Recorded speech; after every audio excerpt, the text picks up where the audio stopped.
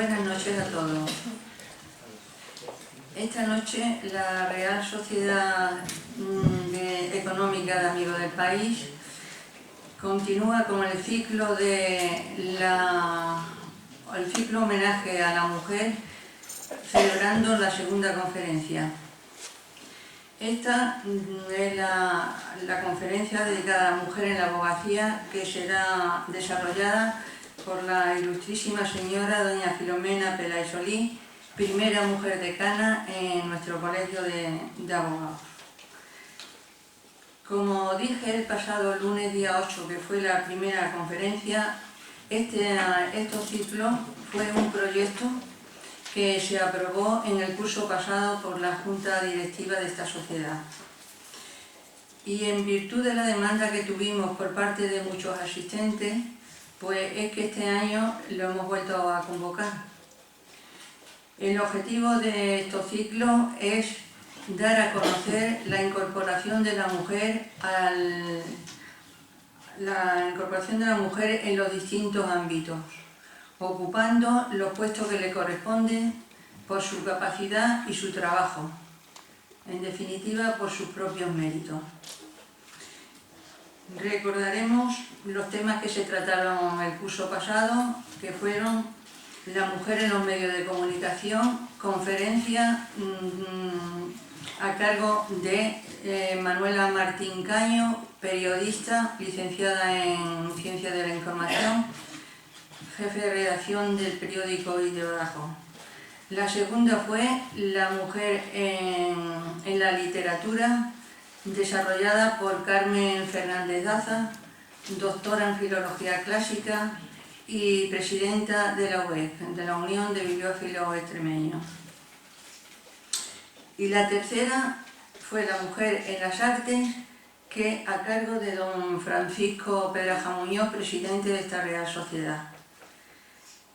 Los temas, todas ellas, pues fueron desarrolladas por personalidades comprometidas en el mundo de la cultura. Este año igualmente son 3 conferencias. La primera, que fue el lunes pasado, día 8, y fue la mujer en la ciencia. Esta fue a cargo de la doctora María Sainz Martín, jefa de la salud preventiva del Hospital Clínico San Carlos de Madrid. La segunda, esta que vamos a escuchar ahora, y la tercera será el próximo día 29, la mujer en las Fuerzas Armadas. Esta será a cargo de una mujer muy joven,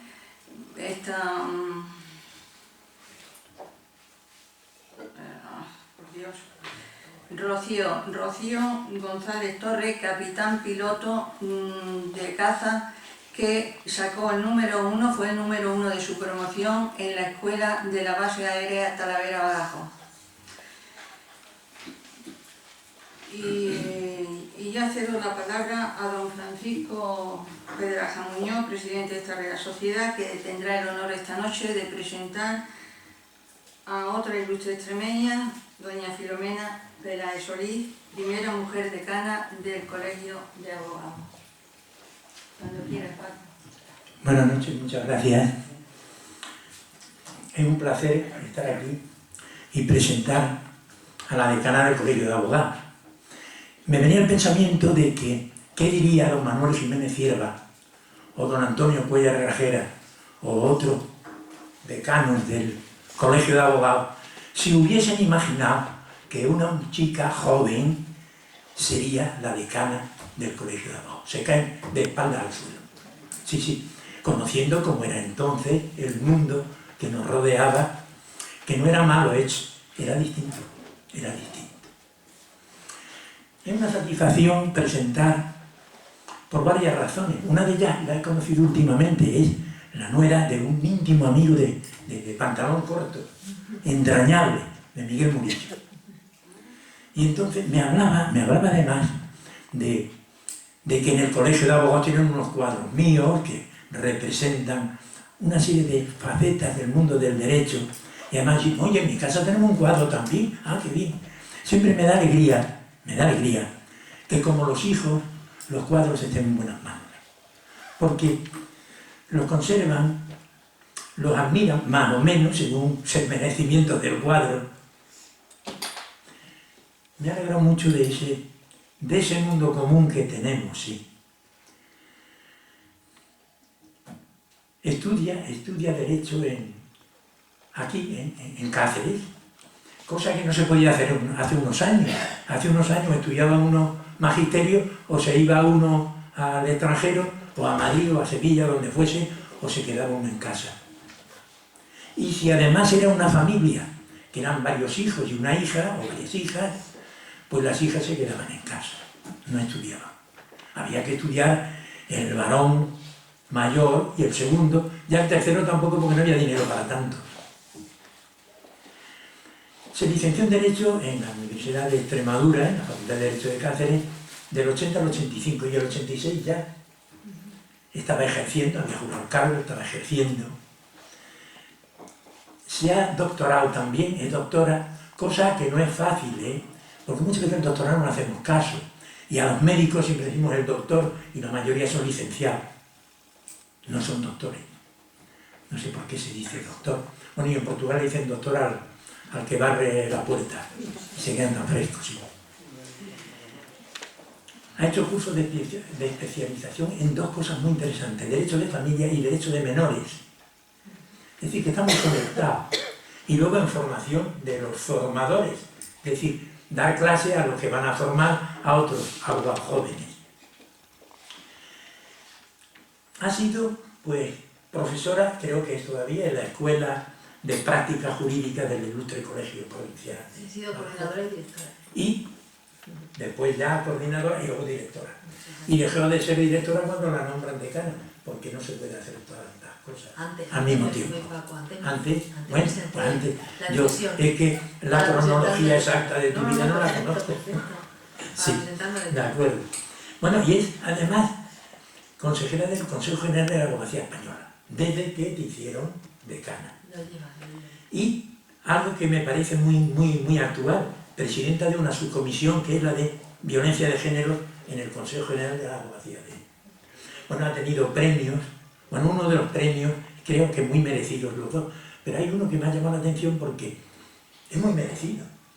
Si ella presta su bufete para que hagan prácticas, además de ser profesora y directora de la escuela jurídica, pues no hay duda que ha hecho una labor superior a la obligación que tenía por ser de la Escuela de Práctica Jurídica, y le dan un premio especial. Lo mismo que una medalla también, porque otra cosa que no recuerdo. Fue a favor de la labor de la formación de abogados jóvenes. La agrupación de jóvenes abogados. Sí. Que me parece que es una labor fundamental, que a la gente que va a empezar una carrera, pues se la prepare. Porque generalmente, y esto lo sé por experiencia, terminan la carrera y dicen, ¿y ahora qué hago yo si lo único que sé es las teorías de una serie de libros, o las teorías de una serie de códigos? Efectivamente. Qué casualidad que me encuentro muy conectado con este mundo. Para que yo pudiese pintar, que era lo que yo quería hacer, y pues mi padre me dijo, sí, pero tienes que hacer una carrera seria. La carrera seria era la carrera de Derecho. Qué cosa más seria. Gracias que no llegué a juez. Eso sí que era serio. ¿Qué dirían los jueces si ahora hay las juezas que hay? Y gracias a ellas funciona muy bien la judicatura, Cuidado. No voy a decir nombres, pero da la casualidad que las juezas son las que están llevando mejor la judicatura española. Lo mismo que vosotras. Ha habido otra abogada de la directiva. Creo que es una alegría. Bueno, una alegría porque yo también tengo una hija y me gusta que mi hija triunfe. Claro, que las mujeres triunfen. No que antes, como dije, la mujer se tenía que quedar en casa. Y el hijo mayor, porque los listos eran los hijos, la mujer no. La mujer a sus negocios en casa. Qué pena. Tantas personas útiles que han sido desperdiciadas. 15 de octubre, día de vuestra patrona. Es curioso porque a mí siempre me ha gustado mucho Santa Teresa de Jesús, mucho como literata, como santa, y como la santa de mi madre que se llamaba Teresa, claro, y de mi hija que se llama Aurora Teresa, conecta con la madre y con la abuela. Me ha parecido además una figura formidable haberlo elegido a esa personalidad, porque no solo es una santa, sino que fue una santa real, directa, que sabía estar en el cielo y en los pucheros, que escribía de maravilla, tiene algunos poemas que son una maravilla. Hay una anécdota muy curiosa de ella que demuestra ese sentido de la mujer rápida, que tiene ideas rápidas. Un fraile, fray Miseria, que se llamaba, le hizo un retrato y la puso de fea. Y entonces le dice, que Dios le perdone a usted el haberme hecho este retrato. Yo pienso que está en el infierno, no le puede haber perdonado ese retrato horrendo que le hizo, desde luego. Hay otros retratos muy buenos, y sobre todo hay una cosa formidable cuando va uno a Roma y se encuentra uno esa maravilla que es la obra de Bernini, el éxtasis de Santa Teresa, la escultura esa que vibra, que tiene vida, que parece que el mármol puede apretar el mármol como si fuese carne. ¡Qué maravilla! Entre los pucheros está Dios. Eso me recuerda una cosa, y con esto termino, no canso más para que hable bien de verdad. Me recuerda cuando uno en la Biblia está buscando a Dios y está buscando y de pronto viene un vendaval, escucha, siente y dice, no, aquí no está Dios. Luego viene una tormenta y dice, no, aquí no está Dios. Y de pronto hubo un aire suave, caliente, tranquilo, en un atardecer. Allí estaba. Pues adiós y sigue tú. Muy bien, bueno, pues yo quiero agradecerle la magnífica presentación, le agradezco de verdad. También la Real, a la Económica, su invitación, que cuando Maruja me llamó, justo al principio de mi decanato, yo dije que sí, porque la simpatía entre las dos surgió de inmediato y me puso a su disposición, y así seguiré siempre que ella quiera. Algunas de las cuestiones que ha hablado Paco me van a permitir que yo las desarrolle. Él ha pasado así y yo le voy a hacer un paseo breve por la historia para ver de dónde partimos, cómo hemos llegado hasta aquí las abogadas, qué camino hemos recorrido, dónde estamos y a dónde queremos llegar nosotras. Por supuesto, en un plano, en una fotografía general, entiéndanme que habrá cuestiones y abogadas que se aparten, unas mucho, otras poco, del retrato que yo voy a intentar pintarle. He aprendido y he disfrutado mucho preparando esta charla, a pesar de que hoy es una semana intensa de discursos. A mí para esta ha sido especial y se lo comentaba a Maruja, pues porque nunca me había parado, nunca me había detenido a ver la figura de la mujer en la abogacía, y no quería yo contarle solo el momento actual nuestro, quería hacer un poco, mirar hacia atrás y ver de qué camino era el que realmente habíamos recorrido las mujeres. Pues bien, la primera referencia de las mujeres en la abogacía la encontramos en Roma, en la antigua Roma. En el siglo I a.C. nos encontramos en la República, nos encontramos tres figuras de mujer coetáneas, casi en la misma época, en donde ejercen la abogacía. Son tres mujeres que son recogidas en pocos textos, pero que llegan hasta nuestros días. Y la primera era Amasia Sentia, se llamaba, y era una mujer que luchó brillantemente en el estrado ante el tribunal por una grave acusación que se formuló contra ella, de la que no ha llegado a saberse el motivo, pero sí que fue brillante y dejó al tribunal con la boca abierta. Fue solo en esa única ocasión. La segunda fue Hortensia, que era hija de un gran abogado prestigioso, y defendió, en un momento de guerra civil, defendió el impuesto abusivo que tenía, que los triunviros, uno de las dos facciones de la guerra civil en Roma, pues estaban intentando cobrar a las mujeres, a las matronas, y ella, que no pudo llegar a las mujeres de los dirigentes, pues se avino a hacerse ella portavoz de todas las mujeres y defendió con mucha brillante, tanta que consiguió que efectivamente ese tributo abusivo no se le impusiera a las mujeres de la época. La última que nos encontramos en principio de la historia, donde tenemos conocimiento que actúa una mujer en estrado, se llamaba Calla Afrania. Zaya Afrania tuvo importancia porque fue la que más trascendió, porque fue la única que de forma habitual se dedicó al ejercicio de la abogacía, pero fue poco el tiempo, parece ser, porque un enfrentamiento con uno de los magistrados hizo que se dictara un edicto, el edicto del pretor, en donde se prohibía de ahora en lo sucesivo la participación de las mujeres en la abogacía. Y se acabó, ahí se acabó por mucho tiempo, con esta mujer que de ahí del edicto del pretor pasó después al ordenamiento jurídico romano, nunca se levantó esa prohibición, y así pasó a las constituciones imperiales, de ahí al digesto de Justiniano, y de ahí nos ha venido esta prohibición romana hasta el derecho castellano al ser reproducida por las partidas de Alfonso X el Sabio. Y así estuvimos, sin que la mujer existiera para la abogacía como para tantas otras cosas, bien, es verdad, como muy bien ha dicho Paco.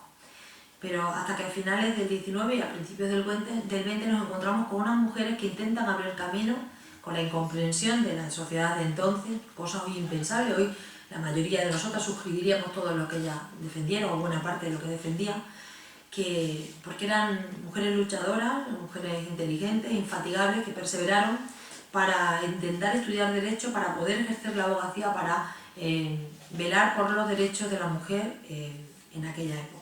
La mayoría de estas mujeres coinciden en que provienen del mundo de la educación, se inician en la educación y de ahí pasan al ejercicio, pasan a intentar estudiar Derecho, lo consiguen muchas de ellas y pasan al ejercicio profesional.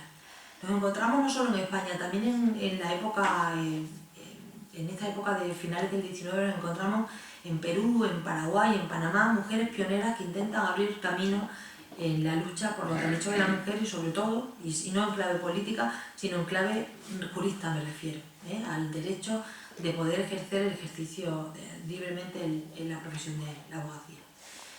Y en España nos encontramos, la primera que nos encontramos fue a Concepción Arenal. Concepción Arenal, que era una gallega que se vestía de hombre para acudir a la facultad de Madrid, y así pudo hacer Derecho hasta que se permitió, que no se permitió estudio de universitario a mujeres hasta 1909, con lo cual ella iba, por eso iba pues vestida de hombre, disfrazada de hombre, para poder asistir a las clases, porque era final, era 1820-1893 cuando ella vivió. Esta mujer se le nombró, fue la primera mujer que se le nombró en 1863 visitadora de cárceles de mujeres, y con ella nació el feminismo en España, el feminismo que hoy afortunadamente ya está integrado en buena parte de nuestra vida, no tiene nada que ver con ese sentimiento radical que algunas mujeres entienden y quieren hacer suyo y propio. Bueno, pues con ella nació, y la frase más célebre de esta mujer es: odia el delito y compadece al delincuente. Después de Concepción Arenal, la primera abogada que nos encontramos en ejercicio en España, la primera, aunque ha sido justamente olvidada, es María Ascensión Chirivella. María Ascensión Chirivella se colegia en Valencia en 1922. Empieza a ejercer hasta que su matrimonio con un abogado trunca su carrera y deja de ejercer. No iba a ser, estaban empezando, pero no era todo tan bonito. Esta mujer estuvo unos 8 años ejerciendo, lo deja y siguió defendiendo en algunas charlas y también en clave política los derechos de la mujer. Y hizo un discurso en 1935 en el Colegio de Abogados de Valencia que se llamó La mujer y la abogacía, y por eso ha sido por lo que yo he querido pues detenerme en ese dato. Mira qué casualidad, después de tanto tiempo, desde 1935 a 2012 nos encontramos con el mismo título, La mujer y la abogacía. Después de esta primera mujer de Chirivella, Clara Campoamor fue la siguiente abogada que se colegió.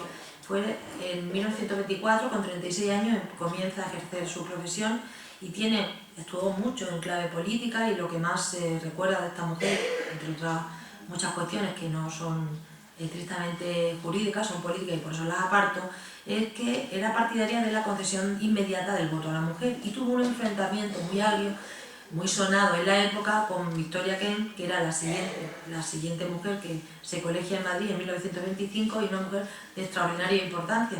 Y se establece entre ellas un agrio debate porque entienden que no es el momento. Victoria Kent dice que no es el momento para que a la mujer pueda tener acceso al voto, y Clara Campoamor dice que sí, que la mujer está sobradamente preparada para poder votar. Bueno, pues ellas, Victoria Kent, que fue la primera abogada colegiada en el Colegio de Abogados de Madrid en 1925, es la primera también que defiende a un hombre acusado en el Tribunal Militar, y también en 1930 la primera que defiende en el Tribunal Supremo, la primera mujer que actúa en el Tribunal Supremo. De ahí la radical importancia que la figura de esta mujer conserva.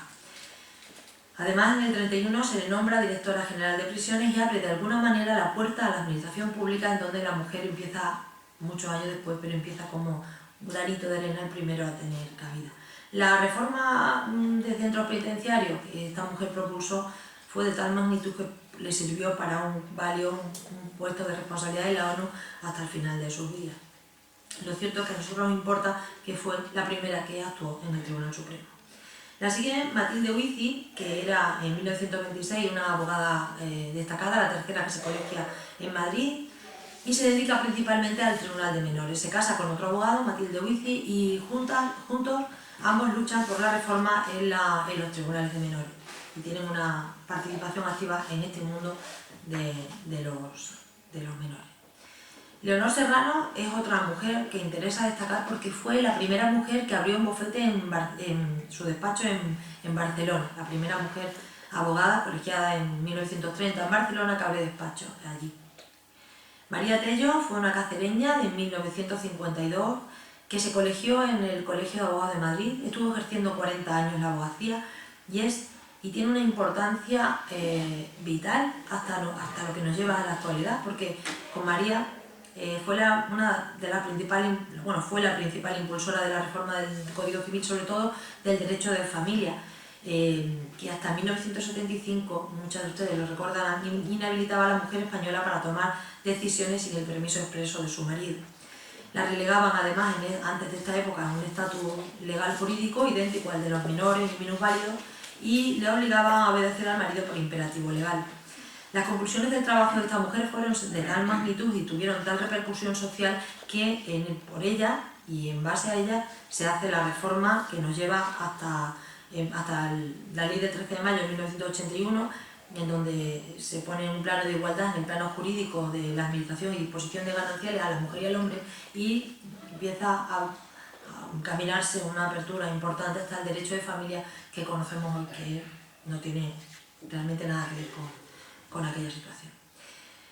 Pues como decimos, estas mujeres fueron pioneras. Después en Granada, después de estas señoras que empiezan a actuar, y bueno, María es del 52, pero después siguen abriendo camino en toda España, y en Granada nos encontramos, que también era un lugar importante, una cubana que en 1926 se colegia en Granada, llamada Felicidad Rodríguez Serrano, y una cordobesa, Isabel Luque, que se colegia en el 33.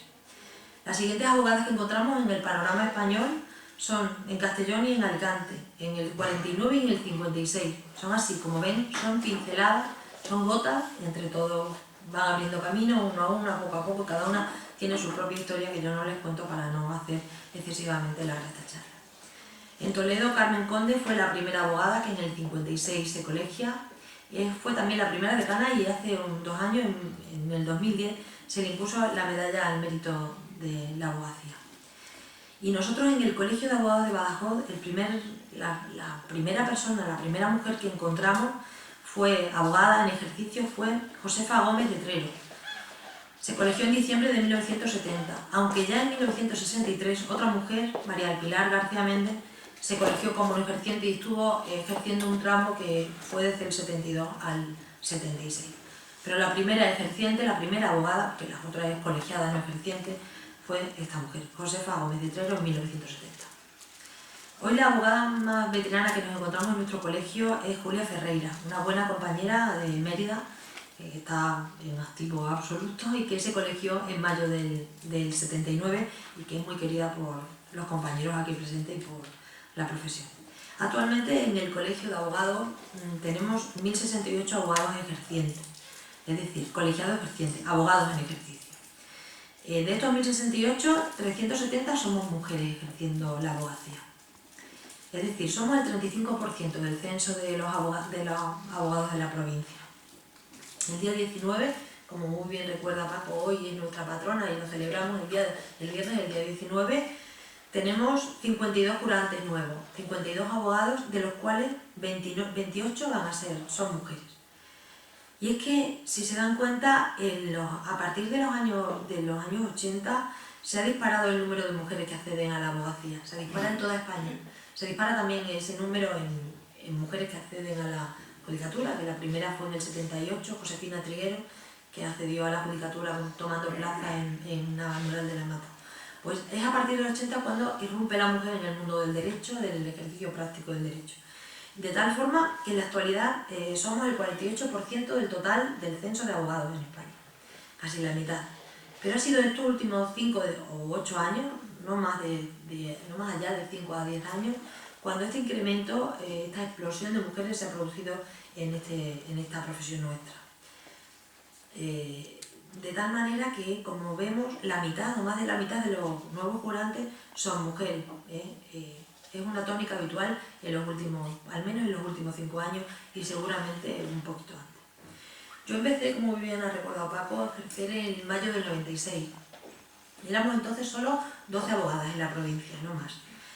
En Cáceres el número era menor, también muy escaso, y todas creo que estábamos en despachos de abogados veteranos. Yo tuve la suerte de ser pasante con Fernando Fernández de Soria, del que recuerdo un cariñoso recuerdo, un entrañable recuerdo, y su hijo Rafael, que sigue ejerciendo en la actualidad. Y después estuve 13 años con Antonio López Aparcero, con el que me sigue uniendo una gran amistad. Pues durante todo este tiempo, en estos 2 despachos, lo que yo estuve, nunca sentí un trato diferente por ser mujer, por mi condición de mujer como abogada. También es verdad, y debo decirlo así, que yo tuve mucho cuidado de no dejar traslucir que yo tenía hijos cuando yo tengo 2 hijos de 24 y 22 años que están a punto de acabar derecho ahora, porque en nuestra casa somos todos del gremio, no hemos podido hacer de otra manera. Y la verdad es que me cuidábamos mucho de hacer ver a mis compañeros, sobre todo cuando yo ya empecé a ejercer y a cobrar, como si dijéramos, a mantenerme buena parte de la profesión, pues que no me impedía el hecho en mi condición de mujer y de reciente madre, pues llevar a cabo el trabajo por el que me habían confiado y por el que me habían llamado, y yo estaba y participaba en el despacho de mi compañero veterano.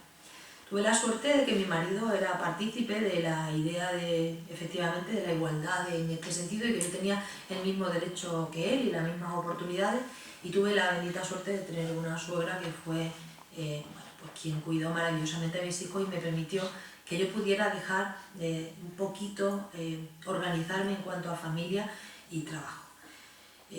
Lo cierto es que no fue todo un camino de rosas, porque es verdad que yo tuve que dejar a mis hijos muy pequeños y no pude entonces tener otra responsabilidad más que la del ejercicio. De hecho, empecé a preparar jueces y fiscales y lo dejé porque me quedé embarazada de mi hija y ya estaba empezando a funcionar mi despacho un poquito y no podía. Lo cierto es que como yo llevaba menos ingresos porque estaba empezando, también era verdad que en la organización familiar era yo la que tenía que, de alguna manera, sacrificarme en pro de la familia. Eso que a mí me pasó hace 26 años sigue pasando muchas veces en la actualidad a muchas de mis compañeras y lo comentamos con frecuencia. Y puede ser un riesgo y es realmente uno de los problemas que hace que la mujer no haya roto el techo de cristal que se dice de llegar a puestos de responsabilidad o hacer un boom importante en la profesión. En todas las profesiones libres nos puede pasar esto. Lo cierto es que en aquella época la figura, que tampoco eran muchas y mis compañeros presentes lo recordarán, pero era más frecuente ver a la mujer como procuradora. Era más frecuente que hubiera mujeres procuradoras que mujeres abogadas cuando yo me colegié.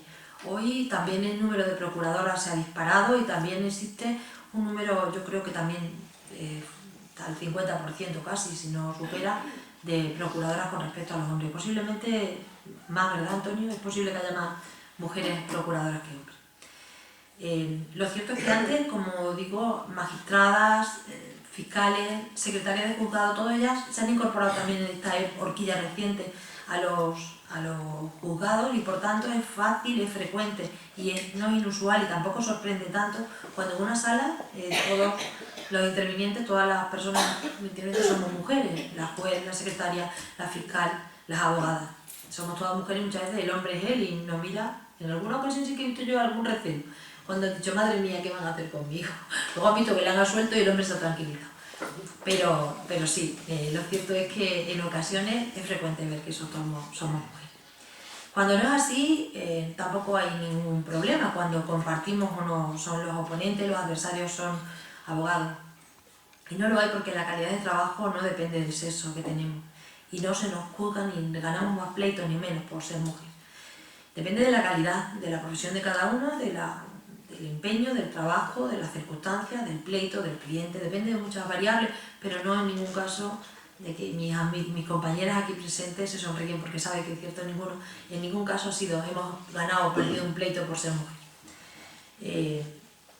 Por lo que decimos, porque cuenta la capacidad y afortunadamente la capacidad de muchas abogadas hoy en día de preparación es importante, de tal manera que ya solo en las facultades, en las universidades, son brillantes, suelen ser más brillantes los expedientes de las mujeres que de los hombres. Lo que pasa es que luego no acceden a puestos de responsabilidad o a altos despachos, a grandes despachos, a grandes empresas, porque se produce un problema. El primero es el ámbito del derecho. Antes se decía que por la condición femenina se nos iba relegando de alguna manera a unas determinadas áreas del derecho, al derecho civil, al derecho de familia, en algún caso al derecho penal.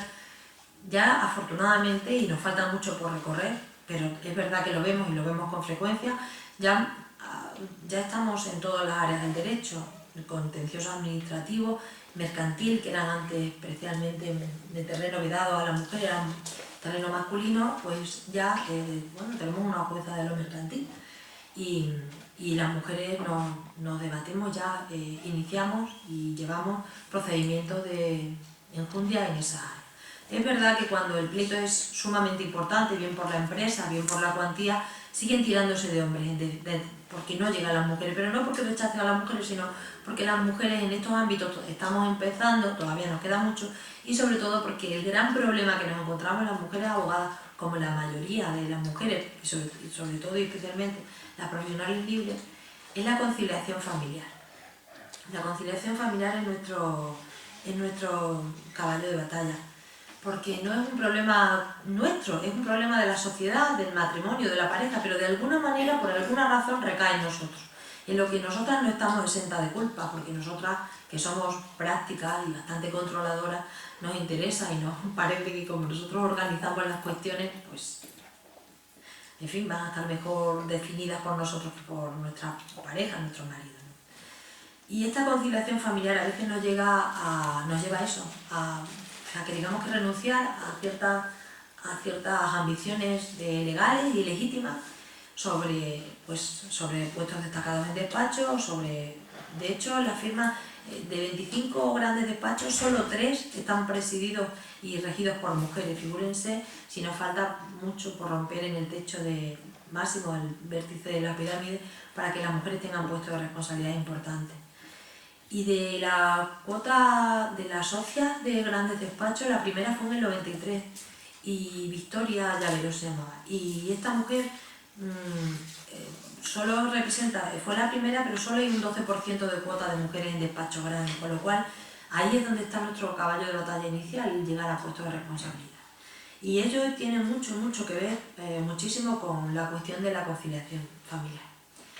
Es verdad que hemos avanzado mucho, es verdad que nuestros maridos, nuestras parejas se han implicado mucho y se implican en esta conciliación, y a mí me agrada mucho cuando en una reunión con compañeros, bien por mi condición de decana, bien porque estoy negociando con mis compañeros un procedimiento, un asunto del despacho, me encuentro que los propios compañeros me dicen: lo siento, Filo, pero puedo llegar hasta las 2:15 de hoy que tengo que recoger los niños. A mí me da una alegría interna que no, porque pienso, caramba, y yo por eso no pienso ni que es peor abogado, ni que no sabe lo que está haciendo, ni que vaya tela, que mal se organiza. Digo, caramba, bienvenido al club, bienvenido al club.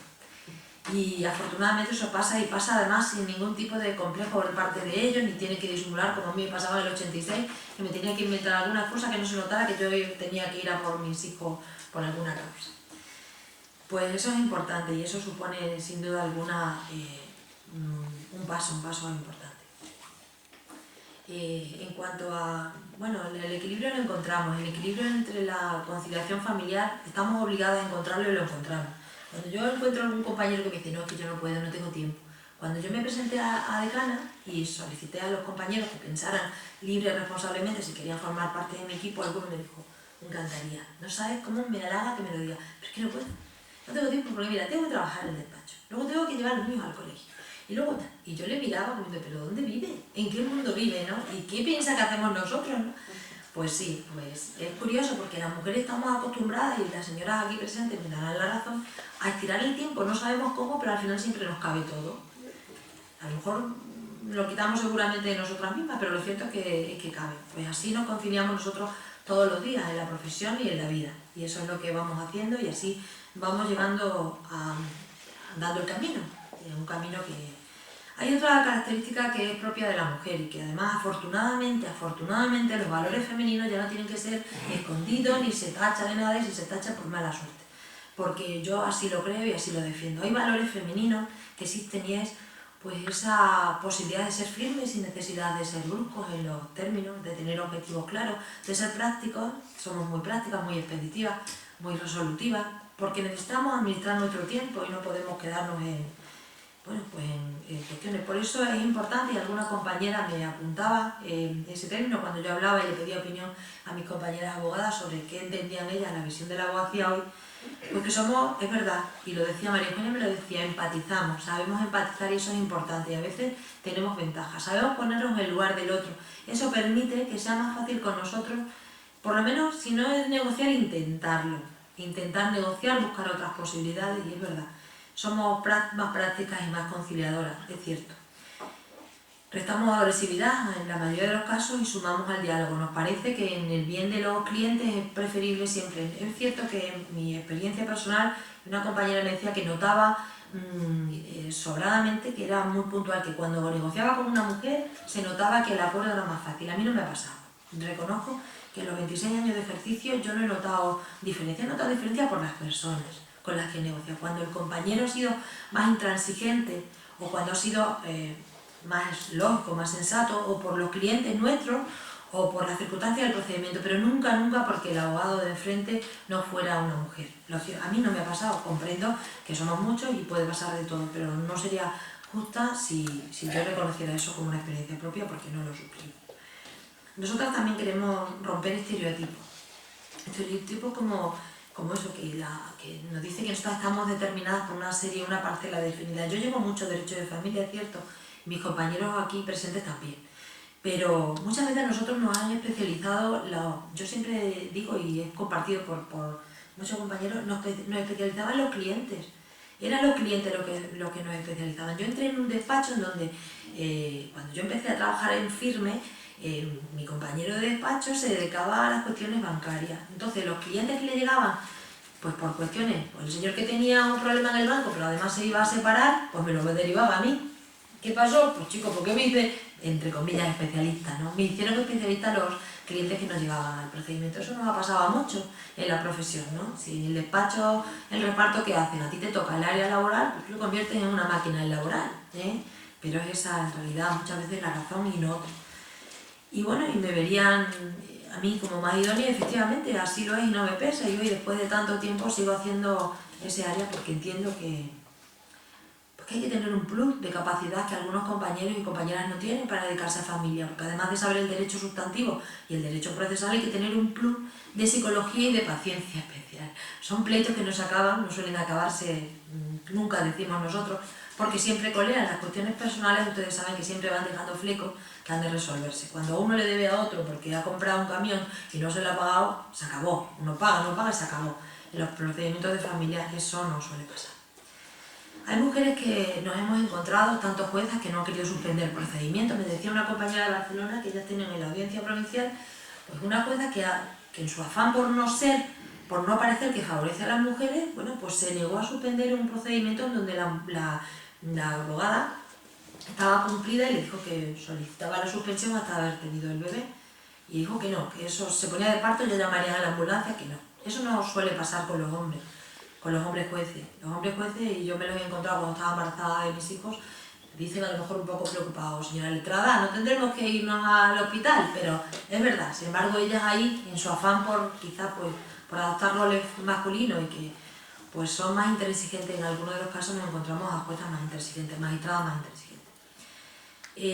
Nosotros bueno, cuando yo me presenté a decana, como muy bien ha dicho Paco, yo era directora de la Escuela de Práctica Jurídica, evidentemente dimití y me presenté a las elecciones. Concurría con 4 compañeros más, del que tengo la suerte de tener aquí a un buen amigo y compañero, que éramos adversarios. Yo cuando me planteé ese hecho lo hice porque no me planteé que era por el hecho de ser mujer ni porque era la primera mujer decana de Extremadura, no hay tampoco ninguna del Colegio de Cáceres, ¿no?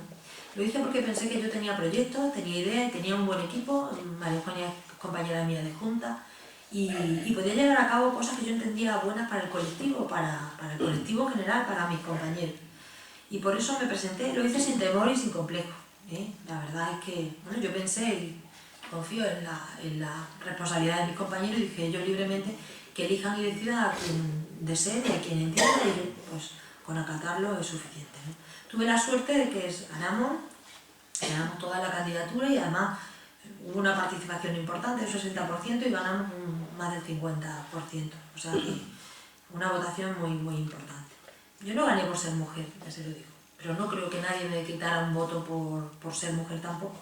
Es decir, gané porque mis compañeros me dieron esa confianza y yo estoy muy orgullosa y muy agradecida a todo ello. Intento el tiempo que esté hacerlo bien, equivocándome todos los días muchas veces, pero en mí no pesó esa condición de mujer, ni para bien ni para mal. Soy una abogada, soy técnico, soy jurista y aplico el derecho que me enseñaron, que era el que enseñaba a mi compañero del pupitre de al lado. Nos enseñaron tuvimos la misma formación, nos enseñaron el mismo derecho, los mismos códigos, las mismas leyes y por tanto, pues yo me siento igual, tengo la suerte y el privilegio de sentirme igual que el resto de mis compañeros. Lo cierto es que cuando, como muy bien dice Paco, como consejera del Consejo General de la Abogacía Española, una condición que te dan por el mero hecho de ser decana, somos 83 colegios de abogados y mi sorpresa fue grande cuando me llamó el presidente, me llamó por teléfono, claro, imagínense, me llama el presidente del consejo y me dice que está encantado, que contento que haya salido una mujer decana en un colegio de abogados. Y le digo que muchas gracias. Y cuando voy a Madrid a tomar posesión como consejera, me di cuenta de que de los 102 miembros del consejo que somos 83 colegios de abogados, 6 decanas, solo hay 6 decanas. Son Ferrol, Santa Cruz de la Palma, Elche, Ceuta, Soria, que salió conmigo, y yo. 6 decanas de los 83 colegios. Claro, ahora entendía la sorpresa y la alegría del presidente. Además de los 83, son 102 miembros los que componen el Consejo General de la Abogacía Española, porque además hay decanos y otros, y bueno, son hasta 102, el presidente, la secretaria general, que afortunadamente es una mujer, es muy brillante, la exdecana de Santander, y cuando con sorpresa veo que de los 102 miembros solo somos 9 mujeres, es decir, nosotras 6 decanas más 3 decanas. Y claro, y ahora entiendo que nos cuesta mucho, que vamos llegando y que forma parte de mi obligación como decana, y así lo entendemos todas, pues propiciar medidas que ayuden que animen a las compañeras a tomar responsabilidades en comisiones y en junta de gobierno. En la junta nuestra estuvo Mercedes Mata en su día, que fue bibliotecaria, luego Soledad Santos, que ha estado mucho tiempo y que sigue en la junta actualmente y como secretaria, y Rosalía y María Eugenia, y estuvo en su época Esther en la pasada. Es decir, de los 10 miembros que formamos la Junta, solo 4 somos mujeres ahora. No está mal, porque solo somos el 35%, con lo cual yo entiendo que está muy bien representado, pero es verdad que hay que animar a las mujeres a los puestos de responsabilidad. Y eso llegará, yo creo que llegará y sé que llegará. Y también llegará el momento en que veamos presidir a una mujer el Consejo General de la Abogacía Española. Porque así debe ser, porque eso es justicia, porque estamos llegando y porque nos toca y es nuestro tiempo. Por eso cuando, además de eso, yo me llamó el presidente, al mes siguiente de tomar posesión como consejera, el día de la huelga general, el 29 de marzo, por eso lo recuerdo, y me dijo que quería que fuera la presidenta de la subcomisión de violencia sobre la mujer del Consejo y la voz del Consejo de la Abogacía Española en el Observatorio de Violencia de Género del Consejo General del Poder Judicial, pues yo me quedé absolutamente sorprendida, créanme. Pero inmediatamente, además de sorprendida, dije un sí inmediato y sin reserva, porque porque tenemos que decir sí, las mujeres tenemos que decir sí, las mujeres en la abogacía tenemos que decir sí a los puestos de responsabilidad. Si no, nunca conseguiremos abrir el camino a las compañeras. Yo estoy segura que después de mí habrá muchas mujeres fantásticas, mejores, y será bastante, y hablaremos como hablamos del ejercicio, en donde encontrarse a una mujer enfrente o encontrarnos por el pasillo de las mujeres ya no es una cosa inusual. La presidencia de la subcomisión de violencia, estaré encantada de hablarles en otro momento si tenemos a bien y ustedes entienden que nos encontremos en otro momento. Muchas gracias.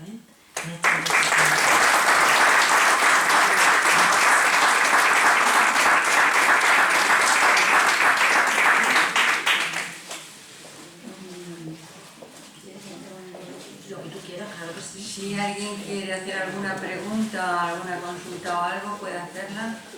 Si la sé, la contestaré encantada. Sí.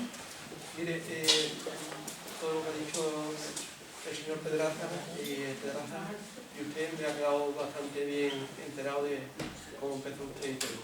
¿Qué satisfacción tiene usted hasta ahora mismo de su vida? De haber sido madre, el doctorarse o haber alcanzado ser decana de un colegio de aquí de Extremadura. Pues mire, parece una pregunta, y es una pregunta difícil, pero yo lo tengo clarísimo. Haber sido madre para mí es una experiencia fantástica de mi vida a la que no renunciaría. A lo demás podría haber vivido sin tener todo. A ser madre me hubiera perdido una experiencia única. Yo adoro a mis hijos, soy muy madraza, mi amiga Enriqueta lo sabe, y por tanto, sin duda alguna, sin reserva y sin ningún tipo de sombra, yo estoy encantada con mis hijos. Y es mi mejor experiencia. Sí. Yo solo quería decir que en el 74-75 estrené en la Universidad de Extremadura, matriculándome como becaria desde Montijo en la Facultad de Derecho de Cáceres. Yo no acabé la carrera de Derecho, pero he escrito muchísimo y creo que en todos mis artículos y en todo lo que he publicado en prensa se refleja mi amor al derecho, que es el derecho del equilibrio y el derecho de lo justo. No dar más ni pedir más, si es posible quedarse en el justo medio, en la equidad, y si acaso por generosidad, ceder un poco y dar un poquito más. ¿Me dices su nombre si es tan amable? Me interesa. Felisa Gutiérrez. Gracias, Felisa. La leeré, la buscaré. Bueno, pues ahí debo estar matriculada como becaria y no llegué a alcanzar el puesto del último alumno seleccionado, de modo que tuve que dejar derecho. No me arrepiento porque he sido muy feliz como escritora. Gracias. Muy bien, gracias a usted. ¿Alguna otra pregunta? Una aclaración curiosa. Se ha hablado de Concepción Arenal. Tenemos una calle que se llama Concepción Arenal. Y realmente hay dos calles, había, que era Concepción Alta y Concepción Carolina Baja. Coronado. Y las dos eran la Purísima Concepción. Y llegó un momento en que a alguien se le ocurrió decir que, bueno, que ¿por qué repetir el nombre? Y entonces pusieron a Concepción Baja, Concepción Arenal. Es una aclaración que creo que es curiosa. No se debía haber cambiado, porque había otras calles que se habían podido poner a Concepción Arenal, merecidísimas, merecidísimas. De todos modos, hay una gran incidencia de escritores que han hecho la carrera de Derecho, o que por lo menos lo han intentado. Entonces, a mí se me decía que el pensamiento literario es un pensamiento de algún modo universalista y necesita en algún momento una formación de derecho, una formación un tanto universal y justa, porque el derecho existe desde que el hombre existe y la filosofía del derecho ha existido de siempre. No creo que a nadie ni a ninguna cultura le haya parecido bien el matar por matar, el humillar por humillar, ni el atropellar por atropellar. Entonces, esa mente universalista y jurídica en la que se forma uno, pues Camilo José Cela peleó toda la vida por matricularse en Derecho, lo mismo he hecho yo 80 veces por acabar la carrera. Antonio Gala hizo la carrera de Derecho, después cuando la acabó la hizo papá, tuvo que reflexionar, se fue a un monasterio y vino a escribir como Antonio Gala. Y muchos polacos, por ejemplo, yo he vivido en Polonia, en Varsovia. Vítor Gombrowicz terminó Derecho, vivió 20 años en Argentina, le pidió allí la Segunda Guerra Mundial y no volvió.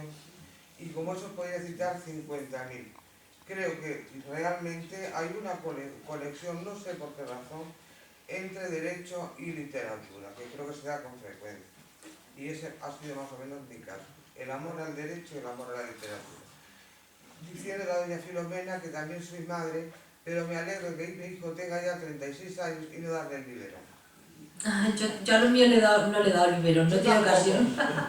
No he tenido tiempo. Que ya me alegro de que esté en la Ellos me base. dicen, mamá, no te preocupes, nosotros hemos sido muy felices y tú nos has atendido muy bien. Yo me alegro que el mío esté en la base era de tal altura y de que más bien el biberón lo debía otra persona. No yo. Tienes razón, tienes razón. Lo que ocurre es que a veces es duro y tú lo sabes. Todas las que compartimos esa experiencia y trabajamos y queremos tener una vida, yo no he... No, pero yo no la entiendo exactamente como la entiende usted, ¿no? Yo quizá tuve la suerte o la desgracia, estoy divorciada, de haberme casado con un ciudadano de otro país, en este caso polaco. Allí vivíamos en un sistema muy diferente al que se vivía en España en aquel momento, el sistema comunista. Entonces, para bien o para mal, que si luego había sido lo peor del comunismo polaco, permito decir que en el mundo comunista el acceso de la mujer, digamos que al puesto de trabajo social, al desarrollo social, había sido anterior al nuestro y mucho más arraigado desde siempre, porque era un país donde la mujer había tenido que ser fuerte, donde la mujer había tenido que aprender a luchar, a prepararse. Y yo he tenido alrededor de toda la familia de mi marido mujeres abogados, mujeres médicos, mujeres de todo tipo, que ejercían sin contradicción las dos cosas, ser mujeres y ser madres, porque los ciudadanos polacos, muy católicos por otro lado, nunca ejercieron un machismo como se entendía en España, sobre todo en Extremadura. Pues nosotros ya hemos llegado a eso, con mucho tiempo, pero con mucho esfuerzo hemos llegado. Hay una referencia que no quería yo que olvidar, Paco. Los compañeros veteranos a los que has aludido antes, los abogados que dices tú sí y tal, bueno, fueron 38 decanos antes que yo, 38 hombres. De los abogados mayores que vemos, de personas de renombrado prestigio, siempre me he encontrado, desde que estoy, desde enero, finales de enero que soy decana, pero en todos estos meses, siempre me he encontrado el cariño y el respeto por la figura de decana. Jamás he visto a ninguno. Me han dado, ¿cómo te diría yo? Jamás he visto ninguna sombra en decir, cuando decías tú, si levantaran la cabeza aplaudirían muchos de ellos. Y yo en los actuales te puedo asegurar que siempre he encontrado al contrario, un respeto, un cariño, pero no un cariño paternal y condescendiente, no. Un respeto de verdad por la figura, por lo que soy y lo que represento. Represento a 1500 abogados en ejercicio y ese respeto que yo exijo para mis compañeros lo he notado y lo he notado sobre todo en los veteranos. Y yo lo aprecio y lo agradezco porque así yo lo que pasa es que hecho. creo que en el mundo del derecho, no solo es el mundo del derecho el que discrimina o crea este problema a la mujer. Usted me ha dicho antes que todos los ámbitos culturales se dan.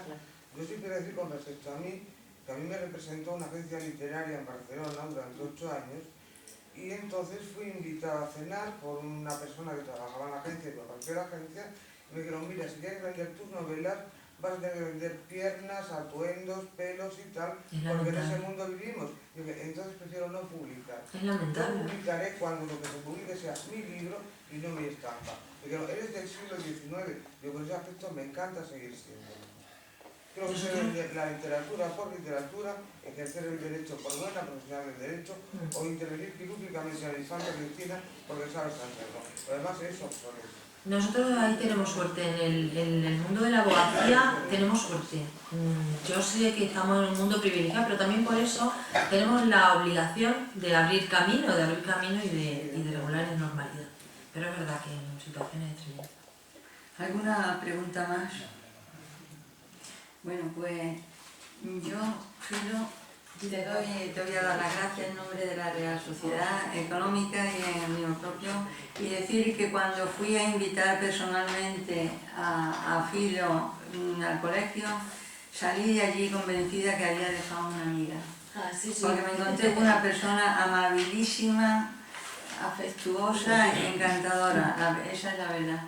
Entonces te voy a hacer entrega de este diploma. Muchas gracias a todos por la sociedad. Muchas gracias. Lo guardaré con mucho cariño. Muchas gracias. Gracias a ti por habernos acompañado. Gracias, está muy a gusto, ¿eh? Y le agradezco mucho a todos ustedes.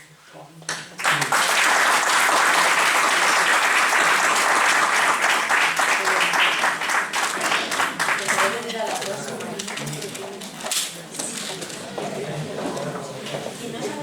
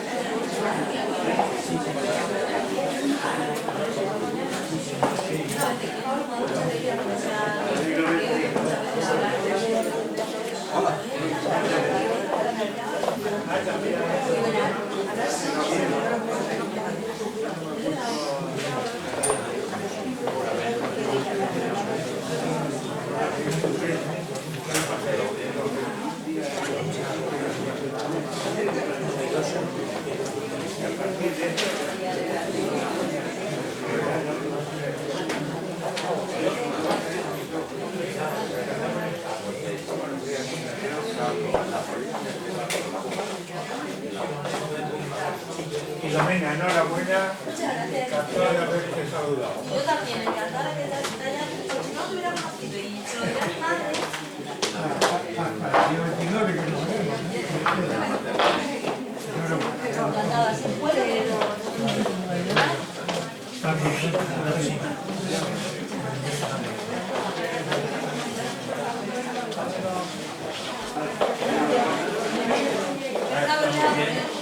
Está